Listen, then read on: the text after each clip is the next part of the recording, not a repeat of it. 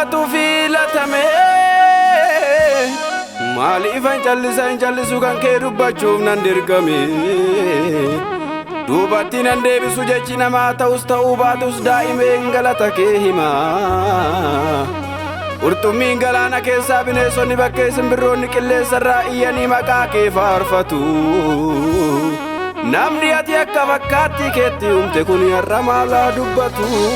Qurxummiin galaana keessaa bineensonni bakkee simbirroonni qilleensarraa iyyanii maqaa kee faarfatu Namni ati akka fakkaatti keetti uumte kun har'a maalaa dubbatu